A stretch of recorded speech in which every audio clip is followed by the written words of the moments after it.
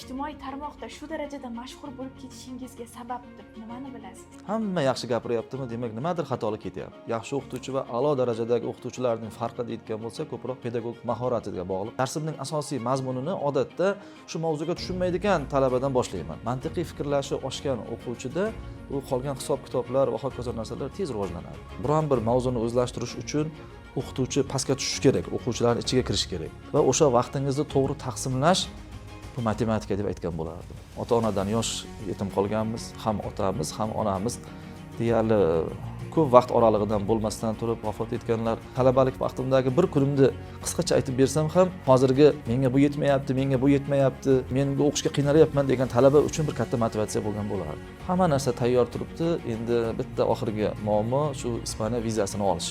Mingdan bir bo'ladimi, balki 10 mingdan birdir, balki milliondan birdir. Ozgina bo'lsa ham foiz va imkoniyat bormi sizga g'alaba qilish uchun, oldinga yurishingiz uchun harakat qiling. O'sha milliondan 1% imkoniyat bilan ham g'alaba qozonish mumkin ekan. Buni men boshimdan o'tkazganman. Menga pasportingizni tezroq yuborishingizni va bizga viza berishligini aytishdi. Ba'zan o'sha hayotda qiynalgan paytimiz eng yaxshi davrga qaytgimiz kelib qoladi. Bu davr qaysi desa bolaligimiz. Eng muhim omillardan bittasi nima desa, albatta yaxshi ustozga duchor bo'lish kerak. Bizlar bir oylab o'qib tayyorlagan maqolamizni Zohi bilan yarim soat ichida ko'rib, tahlil qilib, xatolarimizgacha aytib beradi. Bu ko'rsatuvdan juda ham ruhlandim, o'zim juda ham katta motivatsiya oldim. Toshkent kimyo xalqaro universiteti Samarqand filiali nomidan ajoyib bir sovg'ani tayyorlab qo'yaman. Kommentariyaga eng chiroyli kommentariya yozgan muxlisimizga mana shu sovg'ani taqdim etmoqchimiz. Albatta bu ko'rsatuvni oxirigacha ko'rishingiz shart. Omad bu sog'lig'imiz, omad do'stlarimiz, omad oilamiz, omad yaqinlarimiz, omad bizni yaxshi ko'rgan atrofimizdagi insonlarning borligi. Va shu vaqtni to'g'ri taqsimlay olgan odam hayotda yutishini aytaman. Demak, bizning hayotimizning har bir qadamimiz matematikaga. Assalomu alaykum. Toshkent kimyo xalqaro universiteti Samarqand filiali tomonidan YouTube sahifasida e'lon qilinayotgan ko'rsatuvni tomosha qilyapsiz. Albatta bu galgi sonimiz avvalgilarga qaraganda yana ham qiziqarliroq bo'lishi kutilyapti. Sababi bu galgi mehmonimizni ko'pchilik tanib ulgurdi. Instagram ijtimoiy tarmog'ida darslari millionlab prosmotrga ega bo'lgan ustozimizni taklif qilganmiz, ya'ni aniq fanlar kafedrasi mudiri, fizika matematika fanlari bo'yicha falsafa doktori Bobomurod Norqiziyev bugun bizning mehmonimiz hisoblanadilar. Ustoz, assalomu alaykum, xush kelibsiz. Va alaykum assalom. Avvalambor taklif uchun rahmat. O'ylaymanki, bu qilayotgan ishlarimiz o'z samarasini beradi. Biz O'zbekistonga va bizlarni ko'rib turganlarga o'ylaymanki, bugungi suhbatdan ko'tarinki bir kayfiyat oladi degan umiddaman. Ustoz, sizdan matematika sohasiga qanday kirib kelganingizni so'ramayman. Allaqachon bu haqda o'zingiz ham isbot qildingiz, bu fanni qay darajada sevishingizni, qay darajada dars berishingizni bildirib bo'lgansiz. Rahmat. Aytingchi, ijtimoiy tarmoqda shu darajada mashhur bo'lib ketishingizga sabab deb nimani bilasiz? Avvalambor nima deydi, shu darslarimizni tabiiy olingani, ko'pincha realni shunchaki eshik ochiladidaginin dars syomka qilinadi-da, ya'ni buni oldindan bir nima deydi, sahnalashtirilmagan, tabiiylik. Balki bu ham bir yaxshi sabablardan bittasi deb o'ylasak, ikkinchi sababi albatta sizlarning mehnatlaringiz, shu darslarning ham eng qiziq joylarini ajoyib faktlar bilan birgalikda olinganliklari turadi. Va o'ylaymanki, yana bir asos sabablardan bittasi xalqimizda mana shu kabi kontentlarga bo'lgan ehtiyoj kuchli. Ya'ni ijtimoiy tarmoqlar rivojlangan sari yoshlarimizni deyarli hammaning qo'lida telefon, gadjetlar, ulardan albatta tarmoqlardan foydalanish imkoniyati bemalol erkin. Biz hozir farzandlarimizni cheklab qo'yish imkoniyatimizdan ko'ra ularga yaxshiroq kontentlarni ko'rsatish, foydali bo'lgan mavzularni ko'rsatish yaxshiroq deb o'ylayman. Shuning uchun biz kontentlarni nima deydi, mavzuni cheklash emas, balki bir yaxshi mavzular haqida ko'proq ko'rsatuvlar, ko'proq chiqishlar qilib turganimiz ma'qulroq deb o'ylayman. Ko'p nima deydi, ishdan tashqari holatlarda, uzoq viloyatlarda bir mehmonlarga borgan paytlarim ham guvohi bo'ldimki, hali tanimagan odamlarim ham kelib men bilan ko'rishib, o'sha darslarimiz uchun rahmatlar aytib va yanada bunaqa darslarni ko'proq qo'yib borishlarini taklif bilan chiqyapti, iltimos qilishayapti. farzandlarimiz uchun ham ma'naviy, ham tarbiyaviy ahamiyatga ega bo'lgan darslar deb tasavvur qilishayapti va o'ylaymanki, bu faoliyatimizni yanada ko'p davom ettiramiz, hali Xudo xohlasa. Xalqimiz uchun o'sha foydali bo'ladigan, yoshlar uchun foydali bo'ladigan, nafaqat matematika, balki umumiy ularning hayotga bo'lgan intilishlarini oshiradigan, fanga bo'lgan qiziqishlarini o'stiradigan, ularni tarbiyaviy jihatdan ham yaxshi tomonga boshlaydigan kontentlar va nima deydi, darslarimizdan parchalar qo'yib borishga harakat qilamiz. Ustoz, endi bu ijobiy tomoni. Salbiy jihatlarini ham ko'rishimiz mumkin, ya'ni kommentariyada ayrim negativlar, ya'ni universitetda shunaqa programma o'tasizlarmi sizlar deb savol berganlar ham topildi. Keling, mana shu tushunmovchilikni joyida bartaraf etib ketaylik. Nima uchun aynan mana shunaqa qiziqarli faktlarni biz ijtimoiy tarmoq foydalanuvchilariga havola qildik? O'zi dars jarayonlari to'liq shunday olib boriladimi yoki bu darsdan kichkina lavhamidi? Albatta, nima deydi, topiladi negativchilar, chunki agar siz ularning fikridan-da yana ham idealni qilib qo'ygan taqdirimizda ham topiladi. Ular ham kerak aslida. Atrofingizdagi agar hamma sizga yaxshi gapiraversa, hamma yaxshi gapiryaptimi, demak nimadir xatolik ketyapti. Agar hamma siz haqingizda yomon fikrda bo'lyaptimi, unda ham xatolik ketyapti. Agar yaxshi gaplar ham, yomon gaplar ham, fikrlar ham aralash holatda kelib turgan bo'lsa, buni normal qabul qilish kerak. Ana endi darslarimizga keladigan bo'lsak, bizlarda asosan boshlang'ich ta'limdagi matematika o'qitish metodikasi fanlarini ko'proq qo'yyapmiz.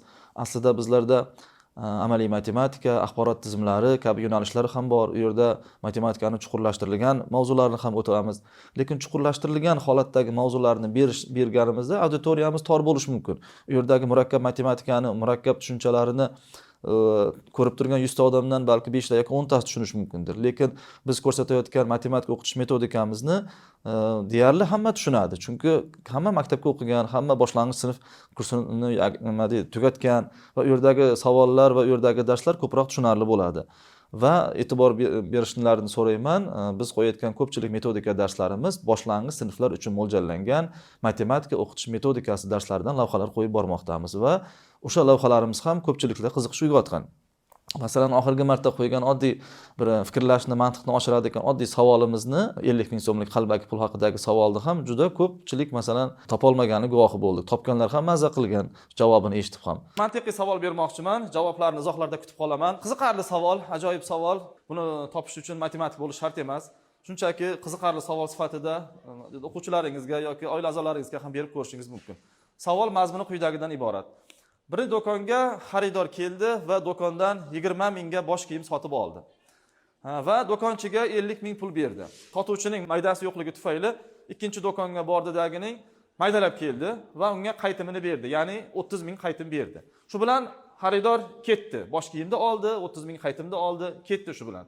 Oradan bir 2-3 soat o'tgandan keyin ikkinchi do'konchi keldidagini, "Do'stim, bergan puling qalbaki ekan" dedi. "Rostdanmi?" dedi. Qo'liga oldi, tekshirib ko'rdi, haqiqatan ham qalbaki. Boshqa hech kim foydalanmasin deb uni yirtib tashladi. Va kassasini ochdidagining haqiqiy 50 ming so'mlikni oldidagining ikkinchi do'konchiga berib yubordi. Shu bilan jarayon tugadi. Xo'sh, mana shu jarayonda birinchi do'kon egasi qancha zarar ko'rdi? Javoblaringizni kutib qolamiz. Savollarni odatda shunaqa berishimiz deb shunaqa savol topishga harakat qilamanki, uni javobini eshitgandan keyin ham nima uchun javobi shu bo'lganligini o'ylashning o'zi bir mahorat va mantiq talab qilinadi ekan. Savollarni topib berishga harakat qilaman va unaqa savollarni ancha to'plab qo'yganman. Nasib qilsa, keyingi haftalardan o'sha bundan-da qiziqarliroq savol topib qo'ydim. Uni ham e'lon qilamiz. Ustoz, matematikani, aynan matematika fanini zinapoyaga o'xshatsak, menimcha to'g'ri bo'ladi. Sababi zinadan qadamma-qadam yurgan kabi matematikani ham qadamma-qadam o'rganish kerak. Ayrim joyda xato ketganda, demak murakkab misollarga, masalalarga o'tgandan keyin bola qiynalib qolishi mumkin. Bunda o'z-o'zidan kelib chiqadiki, matematika o'qituvchisidan katta tajriba talab qilinadi. Aytingchi, hozirgi maktablarda boshlang'ich sinflarga matematika fanidan dars beruvchi o'qituvchi qanday sifatlarga ega bo'lishi kerak, nimalarni o'zlashtirish kerak ekan?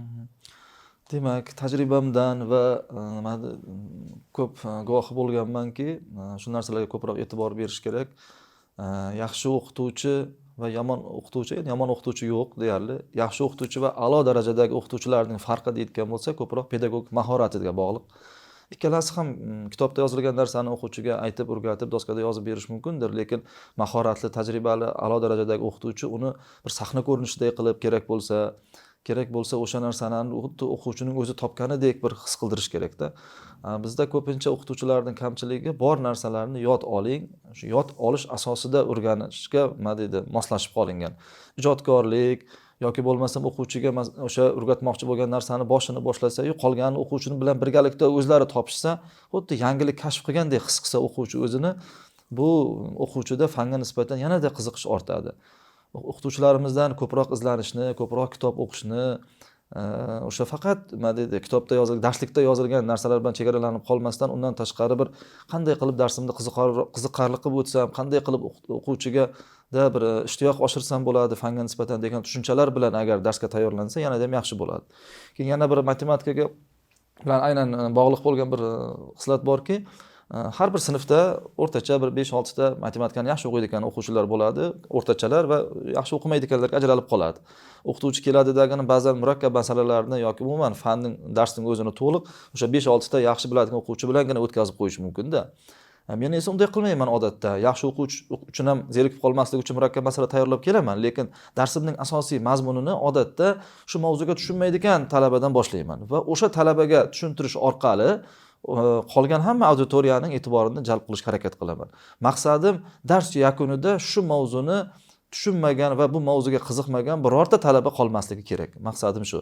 Agar shu tarzda harakat qilsak, o'ylaymanki, talabalarimiz ham, maktab o'quvchilarimiz ham nima deydi, fanlardan a'lo baholarga erishadi, natijalari baland bo'ladi. Matematikani o'qiydigan inson hammasi ham matematik bo'lmaydi, lekin umumta'lim maktablarda matematika fani o'qitiladi. Bu hayot davomida, demak, bizga kerak bo'ladigan fan sifatida. Shunday.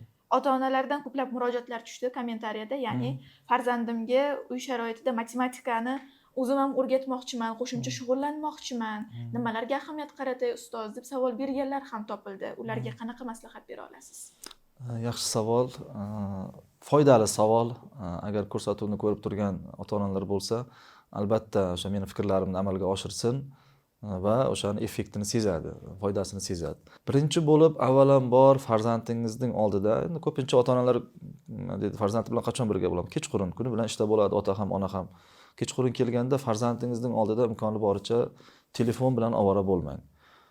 Ko'pincha oilalarda guvohi bo'lganmizki, ishdan kelgandan keyin, ovqatlanib bo'lgandan keyin ota bir tomonda, ona bir tomonda telefon bilan ovora.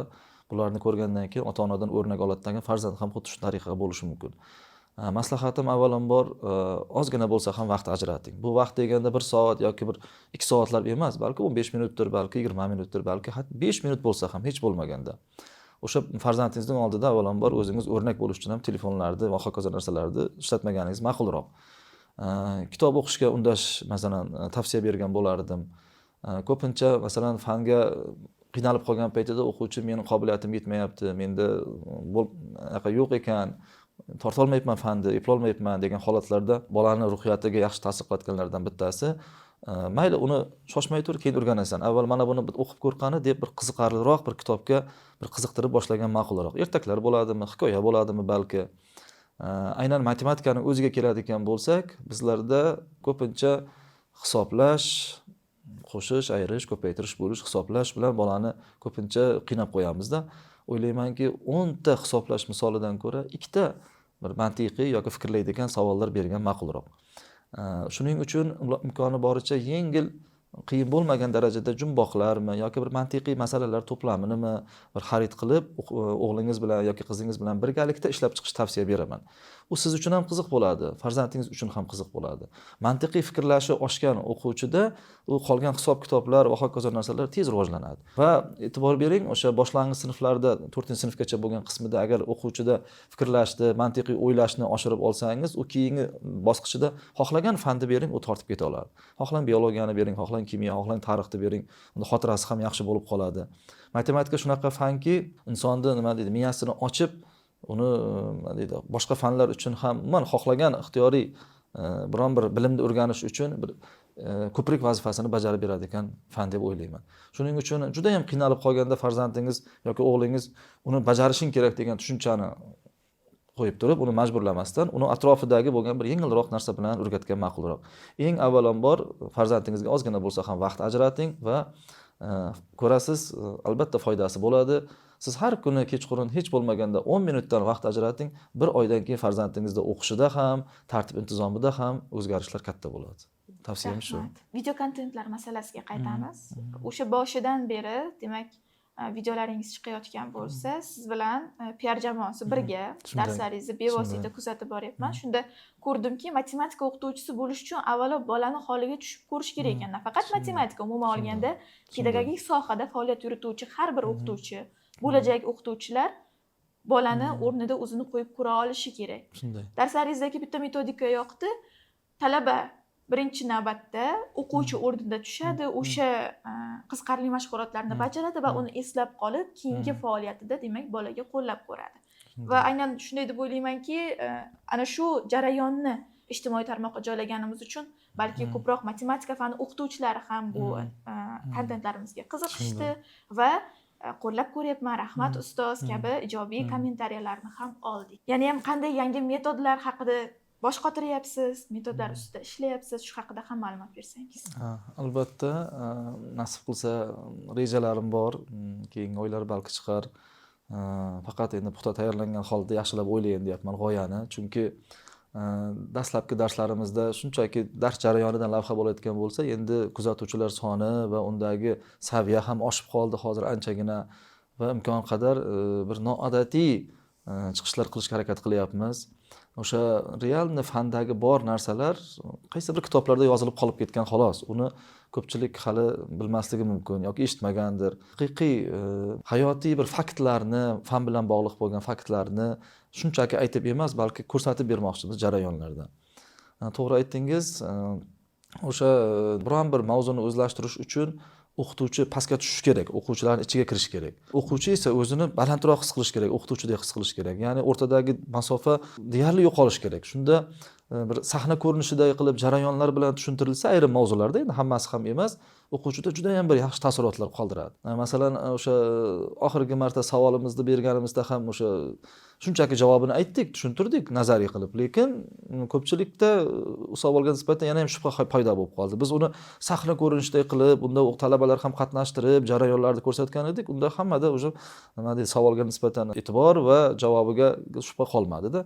Shuning uchun shunaqangi mavzular borki, bu mavzularni kerak bo'lsa o'qituvchi rol o'ynab tushuntirish kerak, kerak bo'lsa jarayonga kirish kerak, kerak bo'lsa o'quvchi sifatida partaga o'tirib, o'quvchini doskaga chiqarib, shunaqa jarayonlarni ham qilishga to'g'ri keladi. Va shunaqa metodlar ish beradi. O'ylaymanki, bir mahkam bir qolipga tushib qolmaslik kerak. Mana shunday o'tilish kerak ekan, shunday bo'lish kerak ekan demasdan turib, qandaydir bir ijodkorona, boshqalardan ko'ra bir nima bir g'oya bilan aytsam, bugun darsni qanday o'tsam, bugun talabalarning e'tiborini qozonaman va qanday o'tsam bir ularning esida qoladi ekan, dars bo'ladi degan tushuncha bilan agar o'qituvchi harakat qilsa, har bir darsi zo'r o'tadi va kreativ o'tadi. Talabalar ba'zi darslarda guvohi bo'lganmizki, odatiy ma'ruza baraban zeriktirib qo'yadi. Bu ma'ruzani internetdan ham topib olsam ham bo'ladi degan tushuncha paydo bo'ladi. Talaba har kelganda darsga bugun o'qituvchidan qanaqa yangilik kutar ekanmiz, bugun qanaqadir bir albatta yangilik o'rgatadi bu o'qituvchi degan tushuncha bilan kelsa, darsga qiziqish ortadi. O'zingiz ham mazza qilasiz va men har safar shunda his qilamanki, shu mazza qilib dars o'tgan paytimda talabalarning ko'zi yonib, tanaffus bo'lganini ham bilmay qolamizda. Shunaqa paytlar o'zim ham masalan mazza qilaman. Agar o'qituvchi o'z kasbini sevib, har bir mavzuga, har bir o'quvchiga o'zining o'g'lidek, o'zining qizidek, o'zining yaqinidek munosabatda bo'lib, ya'ni nima deydi, bu bilmar ekan, bu yaxshi talaba emas, mana bu talaba yaxshi talaba demasdan turib, hammasiga zo'r o'rgataman degan tushuncha bilan harakat qilsa, albatta yaxshi bo'ladi. Ustoz, sizni ijtimoiy tarmoqda kuzatadiganlar sizdagi samimiylik, erkin gapirish va auditoriyaga erkin savolni qo'ya olishingiz bilan tanishgan, lekin intervyuda ancha o'zingizni qolipga solib oldingiz. Ozgina kulib o'tiring. Xo'p. Chunki sizni tabassumingizni ham yaxshi ko'radi muxlislaringiz. Rahmat. Keyingi savolga o'tamiz. Tasavvur qiling, matematikani umuman tushunmaydigan odam siz oldingizga keldi va sizga bir topshiriq berildi. Ya'niki, 1 daqiqa ichida shu insonga matematikani sevdir. Shunda siz qanday yo'l tutgan bo'lardingiz? Men u kishiga qarab aytgan bo'lardim. Qo'ying, matematikani chekkaga surib turamiz. Yoshingiz nechida? Qanday hayotdan rozimisiz deb so'ragan bo'lardim. Albatta javobiga qarab, va qancha umringiz qolganini o'rtacha matematik hisoblab bergan bo'lardim. Masalan, faraz qiling, menga savol bergan odam o'zim bilan teng yoshdagi insonlar bo'lsin, 40 yoshlar deb tasavvur qilaylik. Bir adashmasam bir Instagramda ham aytgan edim vaqt haqidagi, qadriga yetish haqida. O'rtacha mayli yana 70-80 ga kiraylik, yana 40 yil umrimiz bordir deylik. O'rtacha bir kunimizning 8 soatini uyquda o'tkazar ekanmiz, demak 3 dan 1ini uyquda o'tkazar ekanmiz. Umrimizning ham qolgan qismini ham o'zi 3 dan 1 qismini ayirib tashlayverib uyquga ketdi deb o'ylaymiz. Va telefonga yoki bo'lmasam boshqa bir ijtimoiy tarmoqlarga ham bir kunda 1 soat, yarim soat vaqt sarflaymiz. Unga ham ma'lum bir vaqtini olib tashlaymiz. O'zi qolgan vaqtimiz qancha qoldi deb savol berganimda hamma odam ham o'ylanib qoladi. O'z haqiqatdan ham qancha umrim qoldi? Yana bir 40 yil umrim bordir. Uning 3 dan 1ini olib tashlasam, ketdi bir 13-14 yili ketdi. Yana bir 20 yil ortiqroq qoldi. Uning ham bir kunda bir 2 soat ijtimoiy tarmoqlarga vaqt ajratsam, demak umrimning yana 6 dan 12 dan bir qismi ketdi. Bu degani yana bir 2 yillar ketdi degani. Qolsa bir 20 yil va undan kamroq yilim qolibdi.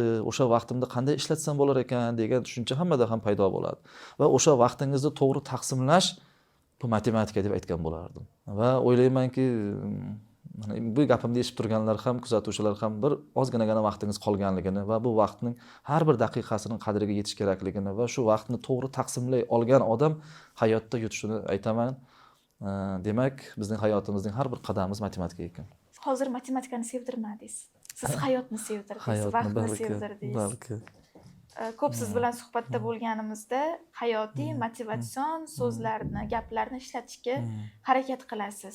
Aytingchi, unga oldindan tayyorlanasizmi yoki jarayonda dunyoga keladimi bunaqa motivatsion gaplar? Odatda men boshimdan o'tkazgan narsalarni aytishga harakat qilaman.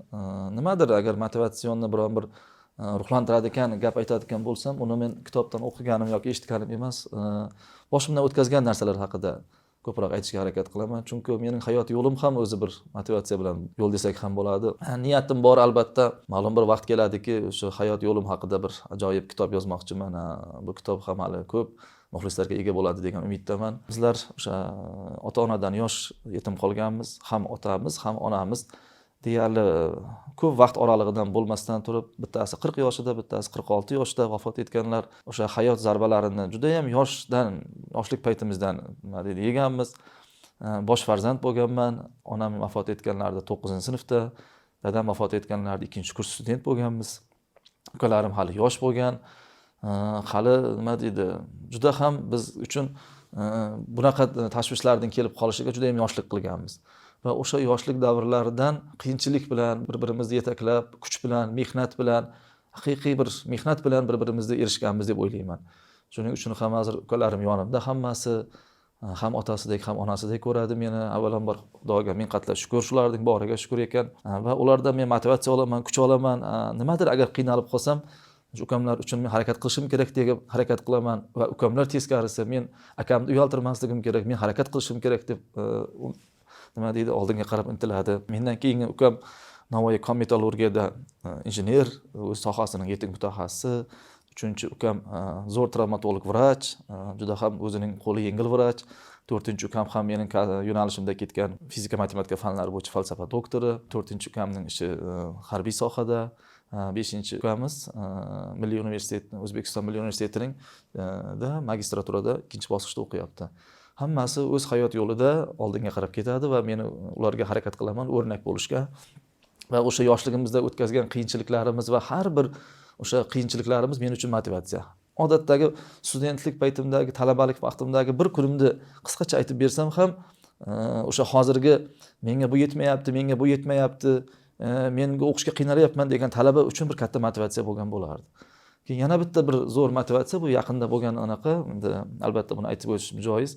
Hayotimda nima deydi, ustozlarga minnatdorchilik bildirib qo'ymoqchiman. Avvalambor Jizzax viloyati G'allarol tumani Juma qishlog'ida 1-maktabda o'qib faoliyatimni boshlaganman. O'qishimda u yerdagi ustozlarga, keyin 2-sinfdan Jizzax viloyati G'allarol tumani 70-o'rta maktabda faoliyatimni o'qishimni davom ettirganman to 9-sinfgacha. 9-sinfdan keyin Samarqandga litseyga keldik. Arxitektura va qurilish instituti qoshidagi litsey internat bor edi u yerda. Ham yotoqxonasi, ham o'qitiladigan litseyda o'sha paytlarda. shu jarayonga chiqib kelganimda o'sha sanab o'tgan ta'lim muassasalarimdagi hamma ustozlarimga minnatdorchilik bildiraman va juda ham hayotimda ko'p nima deydi o'rnak olgan va ulardan hayotga intilishga nima deydi kuch olgan o'qituvchilarim juda ham ko'p. Hammasidan minnatdorman. Undan keyin o'qishimni Samarqand davlat universitetida davom ettirdim. Undan keyin magistratura, aspirantura va aspiranturani Romanovskiy nomidagi matematika institutida davom ettirdim. Bu yerda ustozimiz akademik O'tkir Roziqov bilan ilmiy ishlar olib bormoqdamiz va o'sha ilmiy ishlarimizni jarayonida bir erishgan yutuqlarimdan bittasi bu 2024-yilda Ispaniyaning Granada shahriga borib kelganim bo'ldi va juda ham meni hayotimda bir tub o'zgarishlarga sabab bo'lgan hodisalardan bittasi deb o'ylayman. Grant yutib olganmiz, Innovatsiya vazirligining grantini. Grantga pullar berilgan, hamma bosqichlardan o'tib bo'lganmiz, eng oxirgi bosqichdamiz. Hamma narsa tayyor turibdi. Endi bitta oxirgi muammo shu Ispaniya vizasini olish. Elchixona O'zbekistonda emas, Rossiyada, Moskvada ekan, Moskva shahrida ekan. Bu yerda bir firma hujjatlarni yuborar ekan, u yoqdan o'sha javoblar kelinar ekan. Endi hamma hujjatlarni tayyorlab yuborganmiz. Oradan bir ma'lum vaqt o'tdi, 2 oymi, 3 oymi adashmasam, vizaga rad javobi keldi. Endi nima qilishim kerak? Grantning muhlati tugayapti. Agar yana bir 3 oy ichida bormasam, yil yakunlanib qoladi, natijada kuyib qolishim ham mumkin. Har qanday qo'rquv bor endi u grant yutgancha juda ham ko'p mashaqqatlar chekkanman, mehnatim ketgan ancha.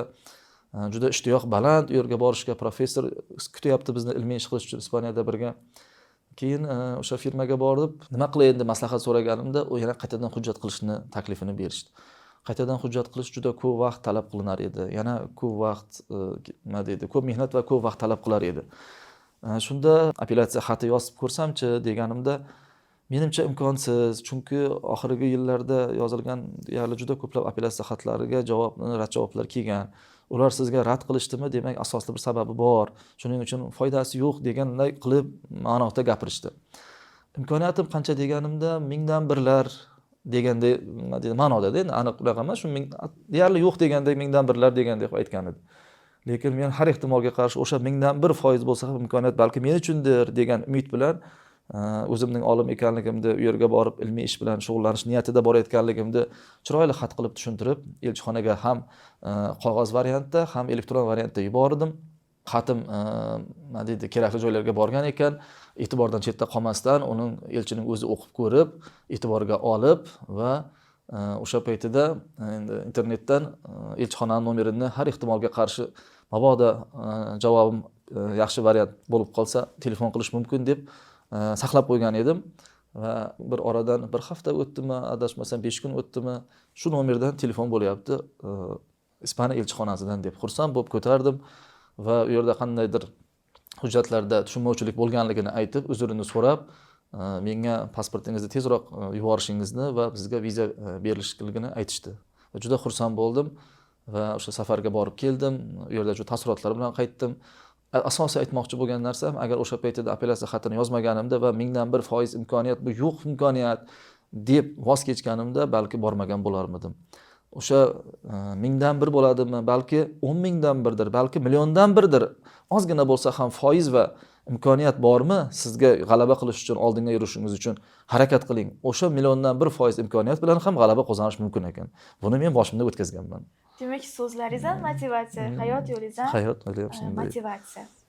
Bilasizmi, ustoz, biz insonmiz va har doim ham hamma yukni bo'ynimizga olgimiz kelmaydi, lekin taqdir tomonidan peshonamizga yozilgan bo'lsa, hech qayerga qochib qutula olmaymiz.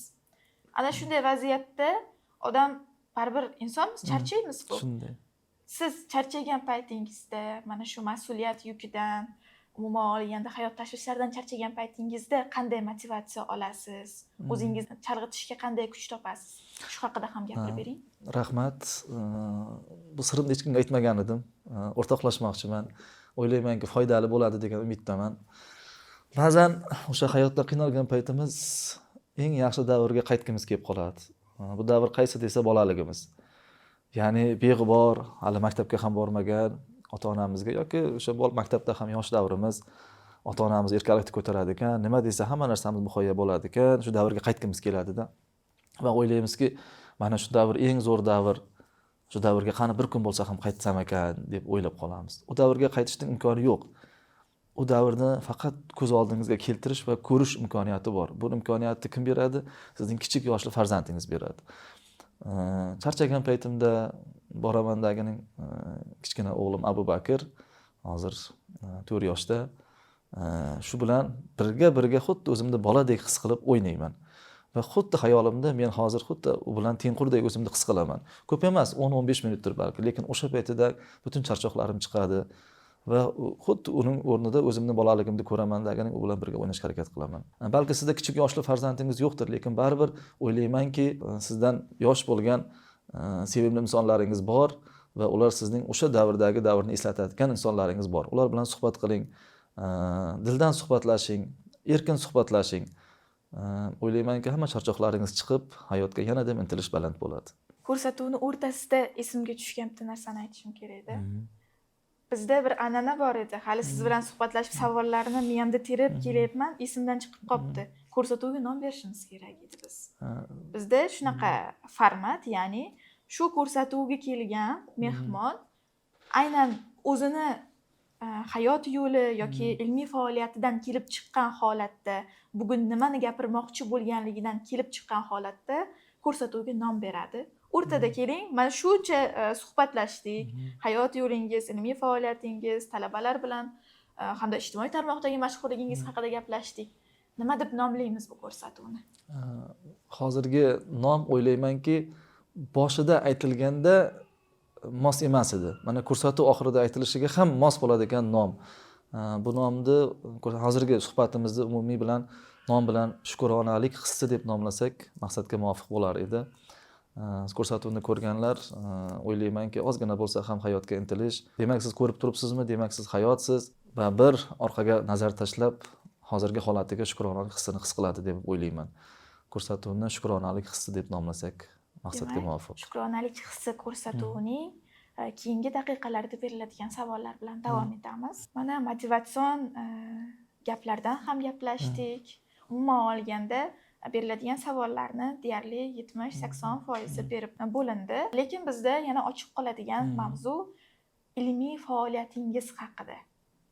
Ya'ni kim biror bir fan bo'yicha falsafa doktori bo'lish hammaga ham emas.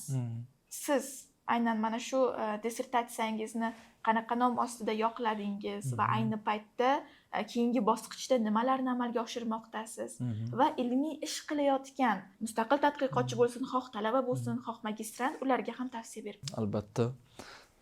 Avvalambor mana hozirgi sharoit haqida gaplashadigan bo'lsak, shunday ilm uchun imkoniyat ochib bergan va ilmimizni yanada rivojlantirishga hamma tomonlama sharoitni muhayyo qilgan universitetimizga, Toshkent Kimyo xalqaro universiteti rahbariyatiga o'z minnatdorchiligimni bildiraman. Hozir ham jo'shqin ijod qilmoqdamiz. Juda ham maqolalar ustida, ilmiy ish ustida qizg'in ish olib bormoqdamiz. O'sha grant loyiham bilan Ispaniyaga borib kelganimdan keyin ispaniyalik professorimiz Maria Victoria Velasco bilan hamkorligimiz uzviy davom etib turibdi, to'liq ilmiy ishlarimiz qizg'in ketyapti. Endi bu jarayongacha kelgan bo'lgan tarix haqida qisqacha gaplashsak, dastlabki mening magistrlik soham ehtimollar nazariyasi va matematik statistika sohasi. Shu sohada magistrlik ishini himoya qilganmiz. Shu sohada ham ozgina ilmiy ishni boshlagan edik, lekin taqdir bizni matematikaning boshqa bir sohasi, algebra sohasiga boshlab bordi va hayot menga eng katta bergan o'sha ne'matlardan bittasi avvalambor ota-onam bo'ladigan va ukalarim bo'ladigan bo'lsa, ikkinchi mana bu juda ham shukronalik hissi bilan ayta olamanki, ustozim O'tkir Roziqovga duchor qilgani hayotda menga bergan eng katta sovg'asi deb bilaman. Ustozimdek bo'lishga harakat qilaman, u kishidan xarakterigacha ham o'xshashga harakat qilaman. O'sha men uchun hamma tomonlama idealni inson u kishi deb tasavvur qilaman. U kishining shunchalik g'ayrat bilan mehnat qilishlariga hozirgacha tan beramanki, bizlar bir oylab o'qib tayyorlagan maqolamizni Zohi bilan yarim soat ichida ko'rib, tahlil qilib, xatolarimizgacha aytib beradi. Shu har bir o'quvchisini o'zining farzandidek mehr ko'rsatadigan ustoz deb bilaman va u kishidek bo'lishga harakat qilamiz. Ilmiy soham evolyutsion algebralar bo'yicha qilingan. Nafaqat ustozimning bir maktabidagi bir olgan asosiy motivatsiyalarimdan bittasi yoki o'rgangan narsalarimdan bittasi shuki, fanni shunchaki emas, uni tatbiqlari bilan birga o'rganishni ko'proq e'tibor qaratishni xohlaymiz. Maktabimiz shunaqa. va dunyo bo'yicha ham shunday. Biron bir fanni albatta tatbiqi bilan ko'proq o'rgansangiz, sizga ishingizga bo'lgan qiziqish balandroq bo'ladi. Evolyutsion algebralar ham o'sha algebrani biologiyaga tatbiqlari. Hozirgi oxirgi sohalarimizda biz algebraning kriptografiyaga, shifrlashga bo'lgan tatbiqlarni o'rganmoqdamiz va ustozim akademik O'tkir Roziqov bilan, ispaniyalik professor ustozim Maria Velasco Victoria bilan birgalikda ilmiy ishlar jadal olib bormoqdamiz. Yaqinda ham o'sha yanvar oyining 6-yanvar sanasi bilan o'sha matematika algebra yo'nalishidagi juda ham nufuzli jurnallardan biri Linear and Multilinear Algebra jurnalida anaqa kvartali Q1 maqolamiz e'lon qilindi. Juda ham xursand bo'ldim va undan keyingi yana 3 ta maqolani tayyorlab уже berganmiz. Yaqin vaqtlar ichida eng nufuzli jurnallarda chiqib qoladi degan umiddamiz. Keyingi kelajakdagi planlarimiz, albatta rejalarimiz faqat bu nima deydi, PhD bilan cheklanib qolmasdan professorlikni olish, doktor sayensni himoya qilish va o'zimning sohamda eng yaxshi kitoblarni yozishni reja qilganmiz. Va faqat bu nima deydi, matematikaning chuqur sohasidan tashqari, ya'ni bu o'zimning PhD soham algebraning sohadan tashqari matematika o'qitish metodikasidan ham o'sha nima deydi, bir kreativ bir qo'llanma darsliklar yozmoqchiman. Shunaqa bir darslik yozish niyatim borki, uni o'qiganda o'sha yoshi darajasi qanaqa bo'lishidan qat'iy nazar matematikani yaxshi ko'rib qoladi ekan va uni nima deydi, ichiga kirib ketadigan darajada o'ziga jalb qila oladigan bir kitoblar yozish rejalarimda bor va bir qismini ham boshlaganman, lekin ma'lum bir vaqt talab qiladi. Agar mabodo Xudo xohlasa tugallansa, bu haqda ham alohida bir e'lon berib, balki bir kichikroq ko'rsatuv qilarmiz kitob haqida. Niyatlarimiz baland. Ilmiy faoliyatingizda albatta omad va zafarlar tilaymiz. Sizning yutug'ingiz bu universitetimizning ham yutug'i hisoblanadi. Rahmat. Aytingchi, mana yaqin kunlardan boshlab bizda onlayn qabul boshlandi. Ya'ni universitetga abituriyentlarni jalb qilishni boshladik. Aynan abituriyentlar nima uchun Toshkent kimyo xalqaro universiteti Samarqand filialini tanlashlari kerak va aynan sizning shogirdlaringiz bo'lishi uchun ham sabab keldi. Hozir ma'lumki, universitetlar ko'p, davlat, nodavlat universitetlar ham ko'p. Deyarli xalqimiz ham bilib qoldiki, yaxshi ish topish uchun yaxshi kadr bo'lish kerak. Xo'sh, yaxshi kadr bo'lish uchun eng muhim narsalardan, eng muhim omillardan bittasi nima desa, albatta yaxshi ustozga duchor bo'lish kerak. Balki bino juda ham chiroylidir, balki sharoitlar juda ham yaxshidir. Bu ham bitta omildir, lekin juda muhim bo'lmagan omil. Lekin agar yaxshi ustozlarga duch kelmasa, bu qolgan hamma omillar pastga tushib ketadi. Yaxshi ustozga duch bo'lish va undan ta'lim olish o'sha talabani kelajakda yaxshi kadr bo'lishiga sababchi bo'ladi. Samarqand viloyat miqyosida aytaman, o'sha nodavlat ta'lim muassasalari, o'zi bizning universitetimiz respublika bo'yicha birinchi ochilgan nodavlat universitetlardan bittasi bo'lsa, Samarqandda ham o'sha Samarqand territoriyasiga birinchi bo'lib kirib kelgan nodavlat universitetlardan biridir va o'sha paytida ma'lumki, tabiiy aytamiz, o'sha oylik to'lovlari davlat universitetidan ozroq bo'lsa ham baland bo'lganligi uchun, ma'lum bir darajada baland bo'lganligi uchun ko'pchilikda e'tibor tushdi va o'sha o'zining sohasidagi yaxshi kadrlar kelgan tanlovga va o'sha tanlov ichidan ham yana yaxshilari terib olingan. Ya'ni aytamanki, bizning universitetimizda tanlaganidan yutqazmaydi ekan va to'g'ri tanlaganligini ishonch hosil qiladigan xislatlardan bittasi bu yerda o'z sohasining eng yaxshilari yig'ilgan. O'zim ham kafedra mudiriman va qo'l ostimda ham anchagina o'qituvchilar bor. O'qituvchilarimning deyarli 70% ham ingliz tilida ham rus tilida dars bera oladi va o'zining sohasi bo'yicha ham ilmiy darajaga erishgan, ham nima deydi, kitoblar yozish bo'yicha ham, pedagogik mahorati bo'yicha ham eng yuqori saviyaga ega bo'lgan kadrlar tanlangan. Jamoada o'qituvchilar jamoasi juda ham zo'r. Buni xohlagan talaba his qila oladi. Agar bizga hujjat topshirishga ikkilanib turgan ota-onalar uchun men ochiqcha ayta olaman, marhamat, xohlagan paytida men uchrashsangiz shu yerdaman, darsimga kirib farzandingiz 50 minut o'tirsin va undan keyin taassurotini so'rang, o'qituvchi haqida, fan haqida, ana unda nima deydi, boshqacha bir taassurot bilan ketgan bo'lardingiz. Bemalol eshiklarim ochiq, vaqtimga qarab, auditoriyadagi odatda darsimga talabalar ko'p kiriladi, bo'sh joylar soniga qarab bemalol kirishlari mumkin. Kamera oldida ekanligimizdan foydalanib, ustozni yelkalariga bitta mas'uliyatni yuklab qo'ymoqchiman.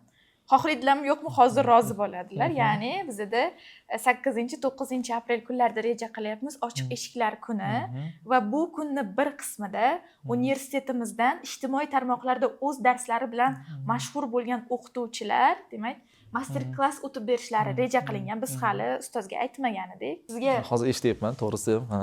Albatta aytayman-ku, avval aytmagan edik. Sizga vazifa qilib beramizki, demak, aynan o'sha kunlarda ota-onalar va abituriyentlar bilan uchrashib, ularga yana ham qiziqarli metodikalaringizni, hayot yo'lingizni gapirib bersangiz, menimcha nur ustiga a'lo nur bo'ladi. Nima deysiz shunga? Ma'qul. Hozir o'zi nima deydi? O'qituvchi qachon ijodkor bo'ladi? U g'oyani ko'p o'ylamaslik kerak. O'zi momentlarda keladi-da g'oya. Mana hozirgi darsimning mavzusini ham aytaman. Keling, nafaqat farzandingiz, o'zingiz ham keling, mazza qilib ketasiz. Vaqt funksiyasi deb nomladim. Chiroyli bir hali hech qayerlarda ko'rilmagan, aytilmagan bir maxsus dars qilib tayyorlaymanki, kelganingizga xursand bo'lasiz va boshqacha taassurot bilan qaytasiz. Vaqt funksiyasi darsida kutib qolamiz. Ustoz, hozir siz bilan suhbatlashish jarayonida shuni guvoh bo'lyapmanki, hayotingizda qanday achchiq qismlar bo'lishidan qat'iy nazar, yana motivatsiya topib, tik turib, yutuqlar tomon, marra tomon dadil odimlaydigan inson ekansiz. Lekin xohlaymizmi, yo'qmi, ba'zi joylarda bo'ladiki, afsuslar hayotimizda kuzatilishi tabiiy. Shunday. Aytingchi, sizni hayotingizda afsus sifatida eslanadigan voqealar bormi? Hayot borki, bu past-balandliklardan iborat, tekis emas. Inson yiqilishini ham bir nima deydi, taqdir deb tushunish kerakligini, uni tura olish uchun kuch bag'ishlaydi va tura olishni o'rganadi. Hayotda biron bir qiyinchilikni yengib o'tish insonni toblaydi va keyingi qiyinchiliklarda tushkunlikka tushib qolmaslik uchun bir poydevor bo'lib beradi. Qiyinchiliklarning ham bori ham yaxshi.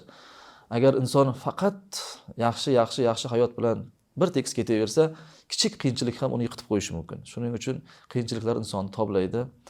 Hayotda odatda agar kecha yoki o'tib ketgan vaqt uchun nimadir xato yoki nimadir ketgan bo'lsa, ozginagina afsuslanaman, lekin uni ko'p eslamaslikka harakat qilaman.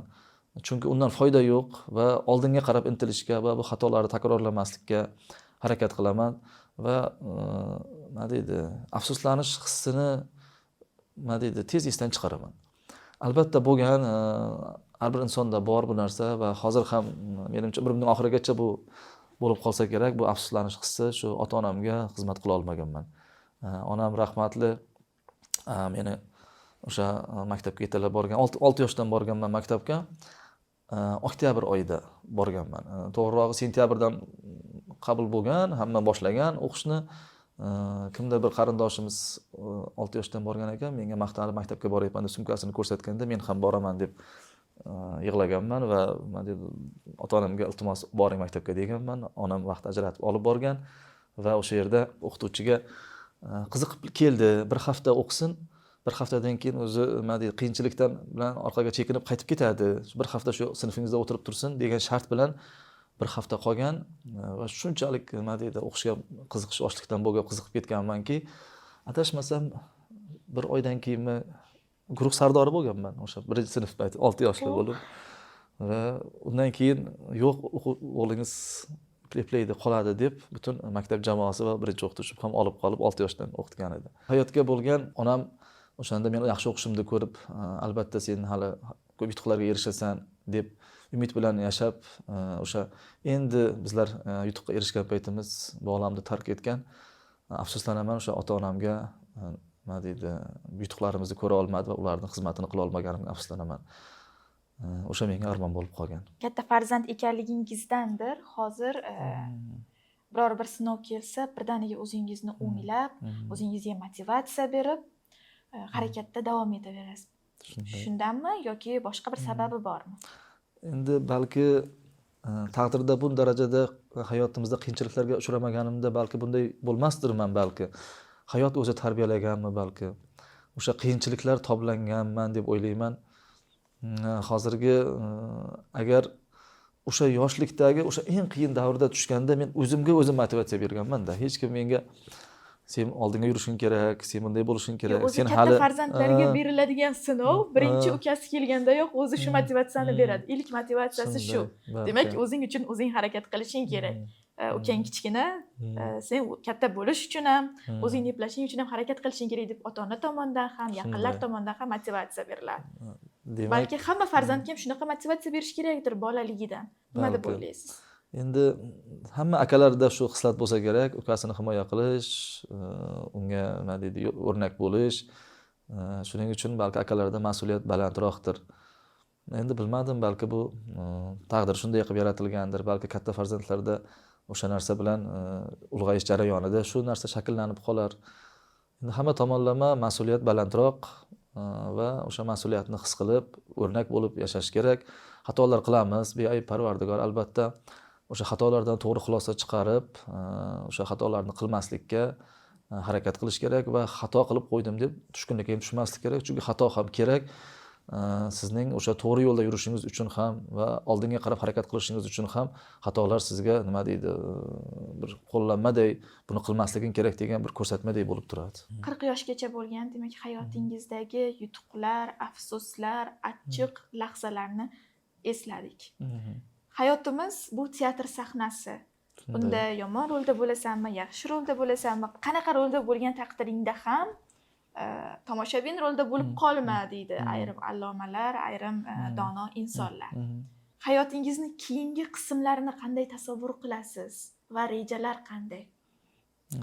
Avvalambor Allohga ming qatla shukr, tan jonimiz sog', oilamiz bor, yaqinlarimiz bor, ishimiz bor. Atrofimizda bizni yaxshi ko'ruvchi insonlar bor. Ming qatla shukrki, nima deydi, bundan buyog'iga ham shu shukronalik hissi tark etmasin. Yaratgan egam o'zi oldinga qarab intilishimiz uchun kuch-quvvat bersin avvalambor. Inson necha yoshga kirganini qanday bilsa bo'ladi, uni qanday yashaganligini desa, men o'ylaymanki, uning hayoti davomida qilgan yaxshi ishlari eslanadi-da.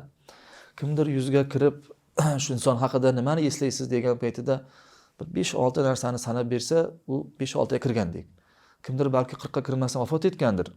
Lekin uning qilgan yaxshi ishlari, uning yaxshiliklari va insonlarning nima deydi, rahmatiga sazovor bo'ladigan ishlarini agar sanab, ondan ziyod sanaydigan bo'lsa, o'sha ikkinchi kishi ko'proq yashagandek deb his qilaman. Aslida bu kunlarimiz bizning yaxshi kunlarni yaratish uchungina xizmat qilyapti. Agar shu bir hafta ichida siz bir 2 marta, masalan 2 kun bir yaxshi narsa qildingiz bo'lsa, qolgan 5 kun shu 2 kun uchun xizmat qilgandek bo'ladi. Umrimizning yillari bir kun uchun xizmat qilmasin. Imkoni bo'lsa, har kuni yaxshilik qilib turaylik. Har kuni bir nimadir bir ish bilan insoniyatga, xalqimizga, yaqinlarimizga foydamiz tegadigan ish bilan harakat qilaylik. Balki to'g'ri insoniyatga foydamiz tegadigan darajada katta ish qilishga hali vaqtimiz bordir, lekin hech bo'lmasa yaqinlarimizga, oilamizga yaxshilik qiladigan darajadan ishni boshlayversak ham, shuning o'zi ham katta bir nima deydi, ish. Va o'sha yaxshi qilingan ishlar, har bir yozilgan kitob, har bir yozilgan maqola, har bir yozilgan, har bir yaxshi ta'lim bergan talaba, bularning hammasi sizni haqingizdagi ertaga birimiz oxirida bir siz haqingizda eslagan paytida eslanadigan bir yaxshi istaklar. Har kunimiz yaxshi bo'lsin, har kunimiz maroqli o'tsin. O'ylaymanki, hayotni sevib yashaylik. Har kun ertalab turganimizda nafas olyapmizmi, Xudoga shukr deb oldinga qarab harakat qilaylik. Va har kunimiz ba'zi bir sinovlardan iborat, u sinovlarni yaxshi yengib o'taylik. O'ylaymanki, oldingi rektorimiz Karimjon akaning bir so'zlari bor, eslab turaman o'sha so'zlarini. Har kuni ishga sevib kel, ishni men bugun ishga boryapman deb xursandchilik bilan qabul qiling va kuni bilan energiyamizni, kuchimizni sarflab, mazza qilib ishlab, ish tugagandan keyin uyga bugun sevimli oilamga borishim kerak deb borish hissi bilan yashashimiz kerak deydi va shu narsani o'zimga ham bir an'anaday qilib olganmiz. Har kuni ertalab ishga kelganda biz xursandchilik bilan bugun mazza qilib ishlaymiz deb kelamiz. Ishda charchab, hamma ishlarni bajarib qo'limizdan kelgunicha va endi oilaga ham mehr bilan qaytishga harakat qilamiz. Va shu yerda bir shiorim bo'ladi ekan, bir 4likda aytib o'taman she'rni. O'zim uchun bir qoidaday qilib olganman. Har doim inson o'zini omadliman deb his qilish kerak. Sizning sog'lig'ingiz bor, demak siz baxtlisiz. Oilangiz bor, farzandlaringiz bor, ishingiz bor, demak siz omadlisiz. Mana shularning agar hammasi do'stlaringiz, yaxshi insonlaringiz atrofingizda bor bo'lsa, u moddiy tomonlarni ko'p o'ylamaslik kerak. Hech bo'lmaganda o'sha minimal sizning hayot kechirishingiz uchun talablardan ozgina bo'lsa ham ziyodroq narsangiz bormi, demak siz hayotda yaxshi narsalarga erishgansiz va omadlisiz. Omad bu sog'lig'imiz, omad do'stlarimiz, omad oilamiz, omad yaqinlarimiz, omad bizni yaxshi ko'rgan atrofimizdagi insonlarning borligi. Omad degan narsa dunyoda bor gap. Bu yerda har qanday xurofot bekor. Hozir siz she'rimni tinglab turibsiz, demak siz hayotsiz, omad sizga yor. Qoyil. Rahmat. Ustoz, Shiorim. mazmunli suhbat uchun sizga o'z tashakkurimizni bildiramiz. Menimcha, suhbatni yakuniga yetkazsak ham bo'ladi. Suhbatimiz efirga uzatilgandan keyin albatta hamma uchun manfaatli bo'ladi deb o'ylayman. Ayniqsa siz shukronalik hissi deb nomlagan bo'lsangiz, men Ramazon tuhfasi deb nomlagan bo'lardim bu ko'rsatuvni, chunki har bir daqiqasida motivatsiya beruvchi so'zlaringiz bilan kuzatuvchilarimizni ruhlantira oldingiz degan umiddaman. Katta rahmat. Keyingi suhbatlarda albatta yorug' yuz bilan, yanada katta yutuqlar bilan ko'rishish nasib qilsin. Rahmat. Suhbat oxirida men ham yurtdoshlarimizni va mana shu ko'rsatuv orqali bizni ko'rib turgan barchani Ramazon oyi bilan muborakbod etaman. Yaratgan egam keyingi Ramazonlarda ham mana shunday chiroyli ko'rsatuvlar tayyorlash, chiroyli darslarni o'tkazish va sizlarga bir ajoyib narsalarni ulashish nasib qilsin. Yaratganga shukr bo'lsin. Har doim shukronalik hissi sizni tark etmasin. Bu ko'rsatuvdan juda ham ruhlandim. O'zim juda ham katta motivatsiya oldim. Ya'ni ustoz Bobomurod Norqo'ziyev bilan o'tgan suhbatda albatta siz uchun ham manfaatli bo'ladi. Toshkent kimyo xalqaro universiteti Samarqand filiali nomidan ajoyib bir sovg'ani tayyorlab qo'yaman. Kommentariyaga eng chiroyli kommentariya yozgan muxlisimizga mana shu sovg'ani taqdim etmoqchimiz. Ustoz, sizda nima gaplar bor? Agar o'sha eng chiroyli izoh qoldirgan kimdir bo'lsa ham, agar vaqti bo'lsa, kela olsa, bu yerda balki birga bir suhbatlashib, kichikgina bo'lsa ham balki Instagramga bir kontent qo'yishimiz ham mumkin. U kishi bilan agar vaqtlari bo'lsa, kutib qolamiz. Eng chiroyli kommentariya yozgan muxlisimizni Bobomurod Norqo'ziyev bilan uchrashuvni tashkil qilib beramiz. Balki tushlik ham bo'lar bu va ustozdan jonli ravishda motivatsiya olish imkoniyatiga ega bo'lasiz. Bizning ko'rsatuvimiz doimo jonli va improvizatsiyaga asoslangan. Hech bir savolni biz tuzmadik. Mehmonimiz bilan suhbatlashib, sizga taqdim etishga harakat qildik. Bo'ldi. Yaxshi chiqdi. Zo'r chiqdi. O'zim ham maza qildim, to'g'risi. Mana maza qildim.